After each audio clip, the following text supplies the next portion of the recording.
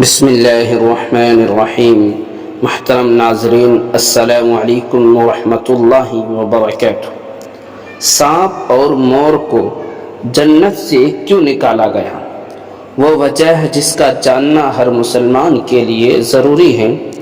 اللہ اکبر کہتے ہیں کہ جب اللہ تعالیٰ نے حضرت آدم علیہ السلام اور اماں حوا کو جنت میں رہنے کا حکم سنایا اور ابلیس کو جنت سے بے دخل کر دیا تو اس کو بڑی تکلیف ہوئی اور وہ اپنی اس دشمنی کی آگ میں جلنے لگا اور ہر وقت اس طاق میں رہنے لگا کہ کیسے ان کو جنت سے نکلوائے۔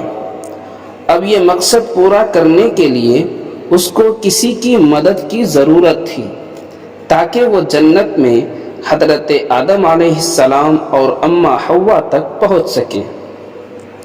ابلیس کی مدد کس نے کی اور اماں حوا تک پہنچنے میں کیسے کامیاب ہوا؟ وہ بدقسمت جانور کون کون سے تھے اور ان کی مدد کی وجہ سے کیسے وہ اللہ کی لعنت کے مستحق ٹھہرے؟ یہ سب ہم آج آپ کو اس ویڈیو میں بتائیں گے۔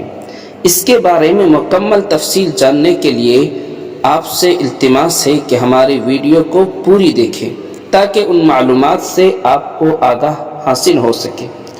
اللہ تعالیٰ نے انسان کو اشرف المخلوقات پیدا فرمایا ہے اور حضرت آدم علیہ السلام کو خود اپنے ہاتھوں سے پیدا فرمایا اور حضرت آدم علیہ السلام کے بعد اماں حوا کو پیدا فرمایا اور اس کے بعد ان کو فرمایا کہ تم جنت میں رہو، جیسا کہ قرآن پاک میں سورہ بقرہ میں اور سورہ طٰہٰ میں اللہ نے فرمایا ہے کہ اللہ نے آدم علیہ السلام سے فرمایا کہ تم اپنی بیوی کے ساتھ اس جنت میں رہو اور جہاں چاہو خوب کھاؤ پیو، لیکن اس درخت کے قریب بالکل بھی نہ جانا ورنہ تم نقصان اٹھاؤ گے، اور یہ ابلیس تمہارا اور تمہاری بیوی کا دشمن ہے، اس سے ہوشیار رہنا، کہیں ایسا نہ ہو کہ یہ تمہیں جنت سے نکلوا دے۔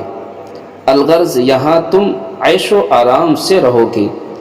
اس درخت کے حوالے سے بہت سی بحث موجود ہے، لیکن اللہ پاک نے اس درخت کا نام تعین نہیں فرمایا، لہذا اس رائے سے اجتناب بہتر ہے۔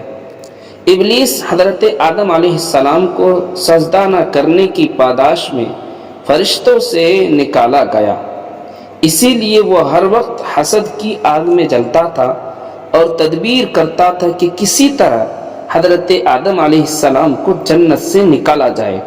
اس نے سب سے پہلے مور سے دوستی کی، یعنی مور سے دوستی کی اور اس کو پھر اپنی دوستی کا واسطہ دے کر بولا، مجھے اپنے بازو پر بیٹھا کر جنت میں پہنچا دو تاکہ میں اپنے دشمنوں سے بدلہ لے سکوں، لیکن مور نے اس بات سے انکار کر دیا۔ لیکن ابلیس سانپ کے پاس گیا اور اس کو اپنے فریب میں پھنسا لیا۔ سانپ اس کو منہ میں لے کر جنت میں داخل ہوا اور حضرت آدم علیہ السلام اور حضرت حوا علیہ السلام کے پاس گیا اور رونا شروع کر دیا۔ حضرت حوا علیہ السلام نے پوچھا، کیوں رو رہے ہوں؟ تو اس نے بتایا کہ میں اس لیے رو رہا ہوں، اگر تم اس درخت کا پھل کھاؤ گے تو ہمیشہ جنت میں ہی رہو گے، اور اگر تم نے نہیں کھایا تو جنت سے نکال دیے جاؤ گے، اس لیے آپ اس درخت کا پھل کھا لیں۔ حضرت حوا علیہ السلام اماں جان نے اس درخت کے 2 دانے 2 پھل کھا لیے۔ کھانے کے بعد اماں حوا حضرت آدم علیہ السلام کے پاس پہنچی اور کہنے لگی کہ میں نے اس درخت کے پھل کھائے ہیں جو کھانے کے بعد ہمیشہ ہم اسی جنت میں رہیں گے، اس لیے آپ بھی اس پھل کا دانہ اور پھل کھائیں۔ حضرت آدم علیہ السلام نے فوراً اماں حوا سے کہا، آپ نے کیوں کھائے اس کے پھل؟ اب ہم یہاں رہنے کے قابل نہیں رہیں گے، عورت ہے نہیں۔